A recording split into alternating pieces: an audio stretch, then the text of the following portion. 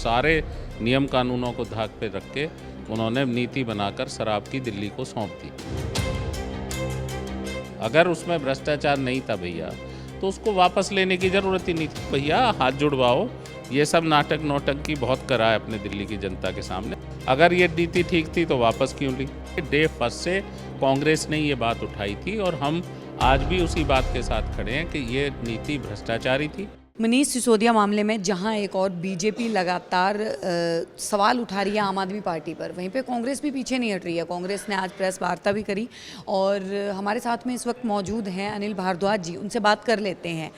कांग्रेस क्या अपने आप को अस्तित्व में लाने के लिए इस नीति का विरोध कर रही है सिसोदिया? देखिए क्या है कि 21 में 17 नवंबर को जब ये नीति लागू करने की पहली बार कोशिश हुई दिल्ली में, तो सबसे पहले 50 से ज़्यादा जगह धरना और प्रदर्शन कांग्रेस पार्टी ने किया था इस नीति के खिलाफ। और सबसे पहले जो आरोप की जांच की मांग की थी और आरोप पत्र सौंपे थे दिल्ली पुलिस और क्राइम ब्रांच को, वो कांग्रेस पार्टी ने दिए थे।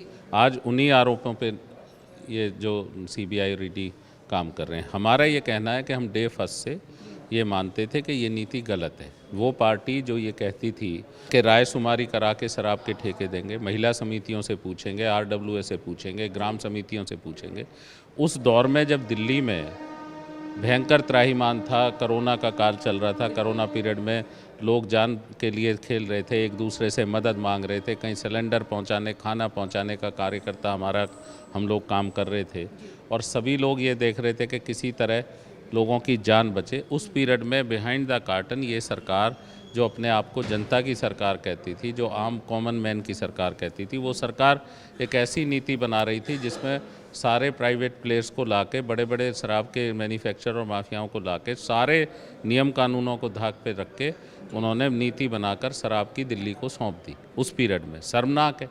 और वो धीरे धीरे जब आरोपों पे जांच होने लगी तो आरोपों पे जांच शुरू होते ही जिस नीति को, ये नई आबकारी नीति को, मुख्यमंत्री जी और उनके मंत्री कहते थे कि इसमें कोई भ्रष्टाचार नहीं है, इसमें दिल्ली के जनता का हित है, दिल्ली को रेवेन्यू का फ़ायदा होगा, दिल्ली का हित सदा हुआ है, वही उन्होंने सबसे पहले इसको वापस ले लिया। अगर उसमें भ्रष्टाचार नहीं था भैया तो उसको वापस लेने की ज़रूरत ही नहीं थी। आप स्टैंड करते उसके नीति के साथ के हित में और हमने कोई भ्रष्टाचार नहीं है, एजेंसियों के कोई सवाल है हम उनका जवाब देंगे।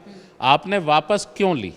मीन्स आपकी नीति और नीयत ठीक नहीं थी। वहाँ पे जो पार्टी ये कहती थी रायशुमारी से देंगे, दिल्ली में साहब अफसर और नेताओं में भ्रष्टाचार से शराब के, वो तो सरकारी ठेके थे, एक भी कोई बंद नहीं हुआ, किसी पे आरोप नहीं लगा। आप जिस सरकार को कहते थे भ्रष्टाचारी हैं, शीला दीक्षित जिन्होंने दिल्ली को नया स्वरूप दिया, दिल्ली को बनाया संवारा, नई दिल्ली को खड़ा किया पूरी बना के, उसको आप कहते थे चोर हैं, भ्रष्टाचारी हैं, 400 पेजों के आरोप पत्र हैं, हम 6 महीने में जेल भेज देंगे। हमने तो कहा भाई आप पे कोई आरोप है आप लगाइए और कोर्ट में जाइए और जेल भेजिए।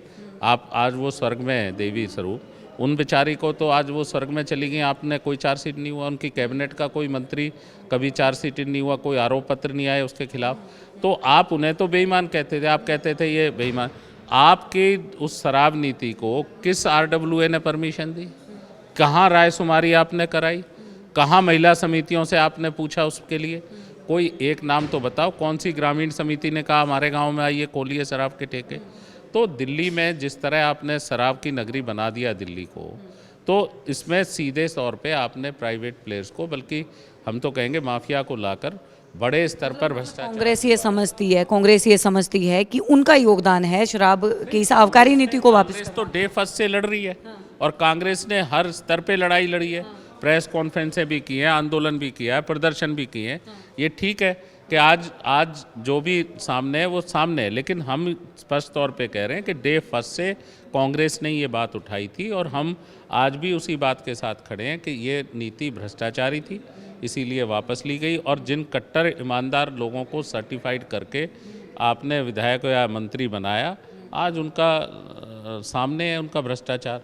आप जिन लोगों की तुलना शहीद आजम से कर रहे थे, अरे शहीद आजम ने इस देश पे कुर्बानी दी है, अपनी जान दी है भैया, उनका अपमान तो मत करो। शहीद आजम भगत सिंह जी ने तो इस देश के लिए अपनी जान दी, अपने फांसी के फंदे पर इतने नौजवान एज में वो चले गए और आप उनकी तुलना इन मंत्रियों से कर रहे हैं। आप कभी भगत प्रहलाद से करते हैं, कभी ट्वीट करके कहते हैं जनता जवाब देगी। जनता तो जवाब पूछ रही है भैया, आपकी सरकार के भ्रष्टाचार पे जनता सवाल पूछ रही है।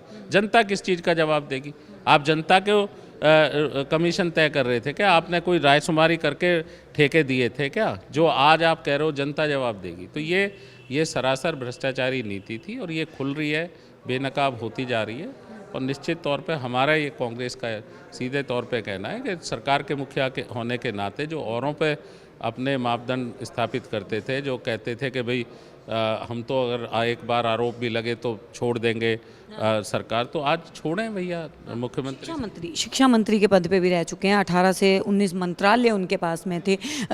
यहाँ तक बोला गया केजरीवाल सरकार द्वारा कि उन माँ बाप की और उन बच्चों की हाय लगेगी क्योंकि इन्होंने जो है वो अंदर करवा दिया मनीष सिसोदिया को। अब मनीष सिसोदिया की जान को खतरा। देखिए ये सब भ्रम में डालने के बयान है। ये जांच को और किसी तरह भाई जनता के बीच में कुछ कहने के, उसी जनता से 9 साल में आपने इतने सारे वायदे किए। कहाँ है जन लोकपाल? आपने कहा था 2/3 मेजोरिटी दो, आपने 48 दिन की सरकार घेरी, 2 बार 2/3 मेजोरिटी दी। कहाँ जन लोकपाल? कहाँ है आपके कट्टर ईमानदार मंत्री? कहाँ खड़े हैं? 6 मंत्री 9 साल में जेल चले गए और आप आज उसमें भी ईमानदार बता रहे हैं। अरे भैया, शिक्षा मंत्री को आपने शराब मंत्री बना क्यों रखा था? सवाल तो शराब पे पूछे जा रहे हैं। एजेंसियां शराब की जांच कर रही हैं, इसमें शिक्षा का बच्चों को आप इमोशनली इस तरह से करके, ये तो अमानवीय आप कर रहे हो भैया। हाथ जुड़वाओ। ये सब नाटक नौटंकी बहुत करा है अपने दिल्ली की जनता के सामने। जनता अब आपसे सीधा पूछ रही है, अगर ये नीति ठीक थी तो वापस क्यों ली? अगर इसमें भ्रष्टाचार नहीं था तो वापस क्यों ली? और अगर भ्रष्टाचार सामने आ रहा है तो उसका जवाब दो। इसमें शिक्षा और बच्चे क्या करेंगे? यही कांग्रेस और जो है जहाँ पे केजरीवाल ने अपने पास कोई मंत्रालय नहीं रखा था, उसके बावजूद अब बीजेपी जो है उनके इस्तीफे की मांग कर। देखिए, बीजेपी नहीं, हमने भी उन्हीं के इस्तीफे के लिए कहा है, क्योंकि वो सरकार के मुखिया हैं। सवाल ये नहीं है, आप ही तो ग्रुप ऑफ मिनिस्टर्स बना रहे हो 3 लोगों का, आप ही तो सरकार को हेड कर रहे हो, आप ही तो उनको सर्टिफाइड कर रहे हो कट्टर ईमानदार हैं। तो आप किस हैसियत से कर रहे हो? सरकार के मुखिया होने के नाते कर रहे हो, पार्टी के मुखिया होने के नाते कर रहे हो। तो जनता भैया आपसे भी तो कह रही है कि अब तो आप दिखाओ अपना नैतिकता, आप रिजाइन करो। बस कांग्रेस उसी बात को, जनता की बात को रख रही है। अभी जिनके पास जो है मंत्रालय दे दिए गए, एक बात समझ में नहीं आई अनिल जी कि इतनी दिनों से सत्येंद्र जैन जो है वो जेल के अंदर बंद थे, तब तक इस्तीफा जो है उन्होंने नहीं दिया, लेकिन जैसे ही सिसोदिया जो है वो जेल के अंदर गए, अगले दिन ही जो है वो दोनों के इस्तीफे आ गए। देखिए, ये तो सरकार के मुख्यमंत्री इसका जवाब देंगे। हमारा तो ये कहना था, जो पार्टी ये कहती थी कि हम तो आरोप लगते ही साहब हटा देंगे, अरे ऐसा, उस पार्टी का आपके सामने चेहरा, जो सरकार के मंत्री 6 महीने से ज़्यादा जेल में, उसका रिजाइन नहीं हो रहा था। अब आप कह रहे थे कि उनको कल बेल मिलने वाली थी सिसोदिया जी को, तो भाई क्यों लिया उनका रिजाइन पहले ही? अगर आपको ये पता था कल बेल मिल रही है, तो आप तो पढ़े लिखे हो, आप तो IRS रहे हैं, आप तो कानून को समझते हो, जानते हो। आपके पास बहुत सारे सरकारी वकील भी हैं, वो भी जानते हैं। तो आपको ये किसने कह दिया कल बेल मिलने वाली थी? कोर्ट ने तो सुनवाई 21 पे कर दी। तो ये तो आपको भी पता था ना क्या भ्रष्टाचार है, कहाँ है, बेल नहीं मिली, तभी तो आपने रिजाइन मांगे अब दोनों के। पहले क्यों नहीं? आपने 6 महीने से बंद थे, उनका तो रिजाइन तब भी नहीं। ये तो सरकार के मुखिया से सवाल पूछा जाना चाहिए, ये तो उनका प्रोग्रेटिव है, हम इसमें क्या कर सकते हैं। जी, बहुत बहुत धन्यवाद अनिल जी। तो ये थे अनिल भारद्वाज जी, जिन्होंने हमें मनीष सिसोदिया वाले इस पूरे जो भी बवाल अभी चल रहा है उसके बारे में हमें जानकारी दी। आप लोगों की क्या है राय, नीचे कमेंट सेशन में जरूर बताएं। देखते रहिए सौगंध टीवी। आप देख रहे हैं सौगंध टीवी, सौगंध वतन की।